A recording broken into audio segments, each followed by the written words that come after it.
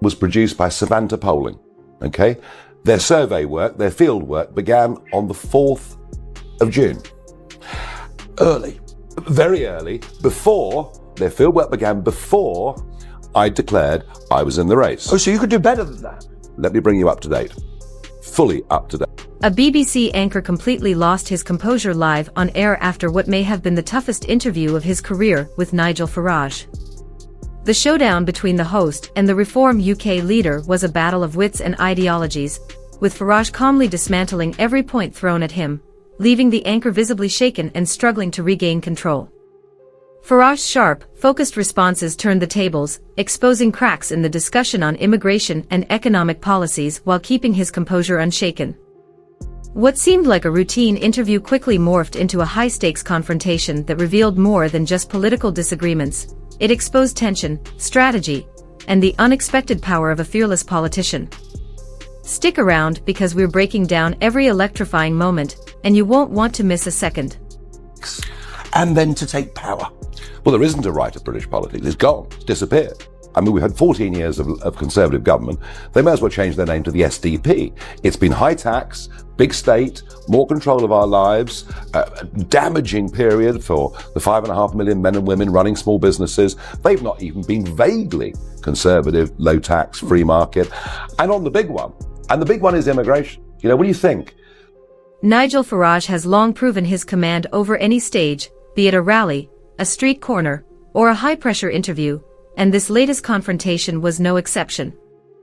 With every exchange, his strategy was razor-sharp, let the facts speak for themselves.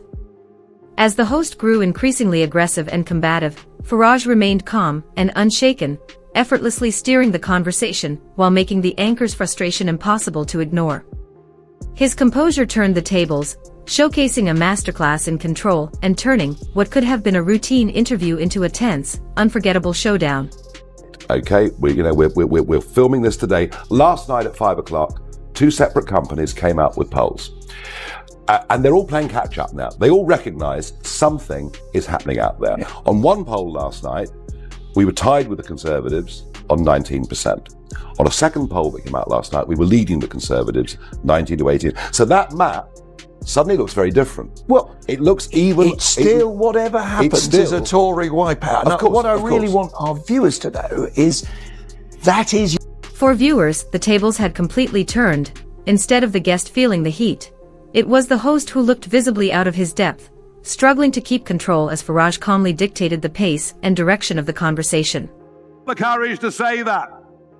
We've got the courage to do that, and frankly, nobody else does. For viewers, it was an interesting reversal of roles. Instead of the guest feeling pressured, it was the host who appeared out of his depth. Farage was relentless, systematically highlighting the issues shaking the UK, from soaring taxes to the rising support for Reform UK, turning every question into a platform for his points. Beyond the interview itself, this exchange revealed a broader shift in the media landscape. The mainstream, once the unquestioned gatekeeper of political narratives, is losing its hold. Figures like Farage are seizing these moments to bypass traditional filters, connecting directly with the public and turning what used to be confrontations into powerful opportunities to shape the conversation. So, as you know, the Chancellor of the Exchequer, Rachel Reeves, has been off to China. Now, to be fair, this was not a last-minute panic trip. It was booked some time ago. Although I have little doubt she would have urged the Chinese, please, please, please buy government bonds, because our 10 and 30-year yields, that mean interest rates, have been going up and up and up over the course of the last few weeks. That at the same time, as inflation is going up, as growth is at best flatlining, and the pound is starting to tumble on the exchanges. I have to say, I thought her speech today, I'm not even going to show you any of it, frankly was a nothingness. I believe she's completely and utterly out of her depth. And when she says that growth is the number one mission of this government, well, you know what? Increasing the size of the public sector, whilst at the same time doing things that reduce the size of the private sector, is not, in my opinion, a recipe for growth. She looks tired. Well, that's fair enough. It's not easy being a cabinet. Could this signal a major shift in how political debates are shaped in the UK?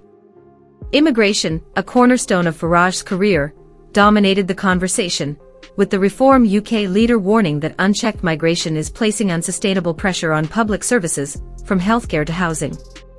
But he didn't just highlight the problems, he outlined clear solutions, calling for tighter controls and a focus on skilled workers to safeguard the economy and national security.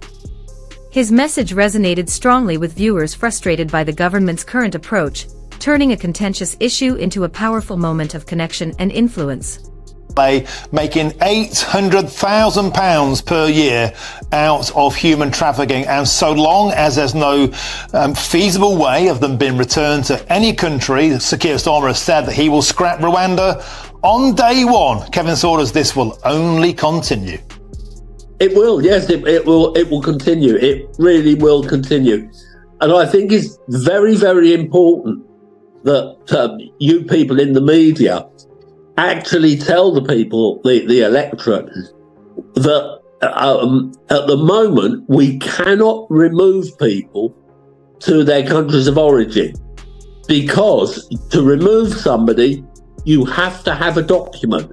Now, Sir Keir was saying that he was going to speed up all the applications and remove people that had no right to be in the UK. Well, I'm very... With over 20,000 migrants crossing the English Channel since July, Farage seized the moment to spotlight what he calls the government's ongoing failure to manage the borders. While he directed his sharpest criticism at the Labour Party, he didn't spare the Conservatives, arguing that these challenges have been allowed to fester under successive administrations. The urgency of his message was underscored by recent shocking figures. More than 15,000 migrants have crossed in small boats since records began, including 407 on Boxing Day and 451 on Christmas Day, highlighting a crisis that continues to capture public attention and drive political debate. Our overseas trade has changed, and it's quite good in many ways. Our overseas trade has changed in that we're now doing more business with the rest of the world than we've ever done before. And we've actually gone, since the Brexit vote, from being the world's 7th biggest exporter to the world's 4th biggest exporter. That side of things is fine. Just pause a second. It's interesting, that stat, because you've used it a lot. Yeah. So I looked into it. Yeah. Or is the trade in exports? Sorry, is trade... The discussion then turned to the economy, where Farage didn't hold back, condemning what he called the government's financial mismanagement and its connection to inefficiencies in the welfare system. He argued that raising the tax threshold would incentivize work, reduce pressure on public funds, and stimulate economic participation. While his proposals remain controversial, they struck a chord with viewers frustrated by current policies, reinforcing his image as a politician unafraid to challenge the status quo and propose bold alternatives. Are declining as a result of it. And by the way, I'm all for people coming into Britain and British people working abroad. I'm all for it. But the scale on which this is happening is appalling.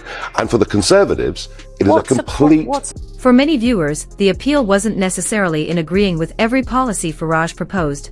It was in witnessing a leader who refused to back down, speaking plainly and directly about issues that resonate with the public.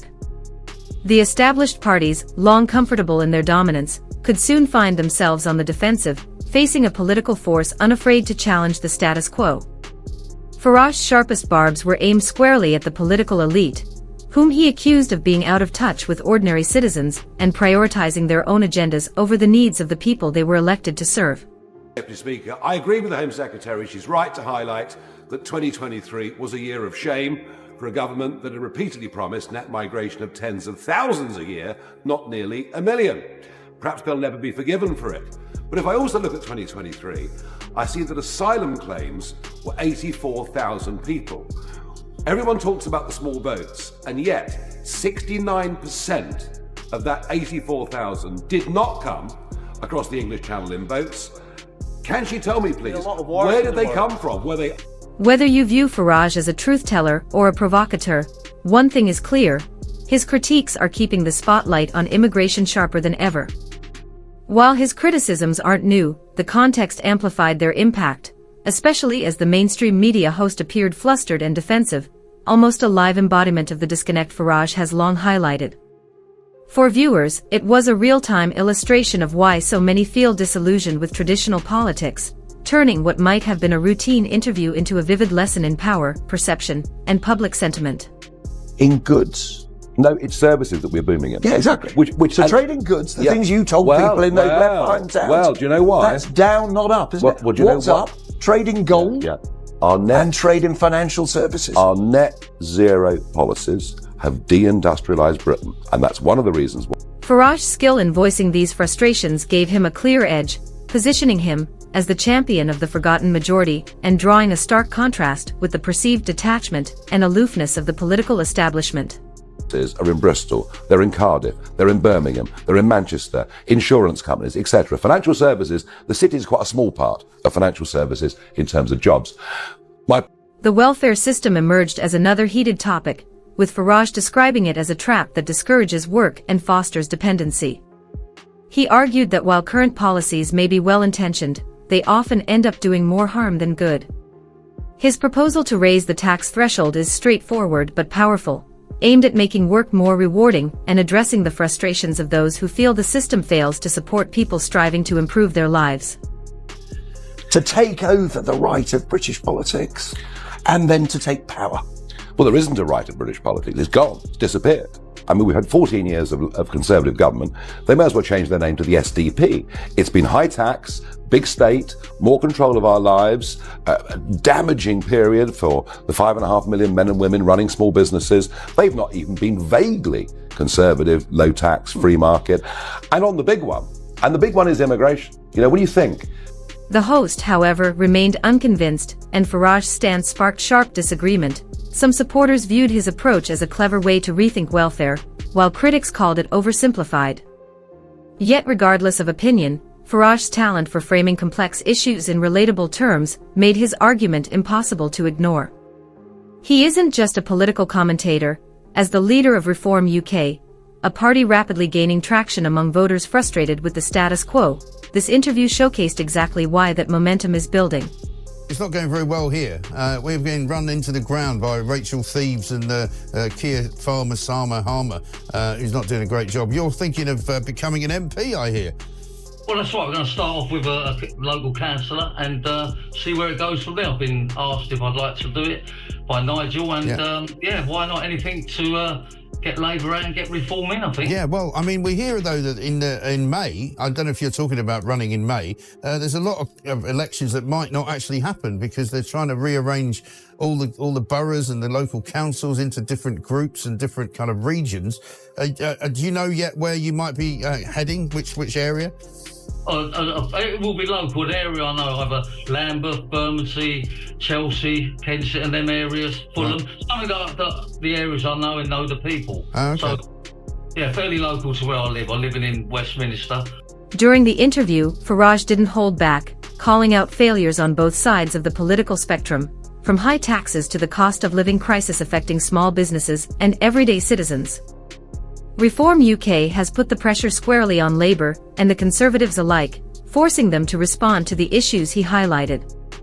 For Labour, addressing migration and demonstrating genuine concern for these challenges is now unavoidable, especially as Keir Starmer faces the growing momentum of Farage's hard-right party, which captured roughly 4 million votes in the July 4th poll, an unprecedented showing for a far-right movement in the UK.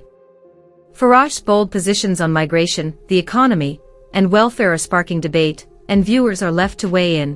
What do you make of his vision for the country?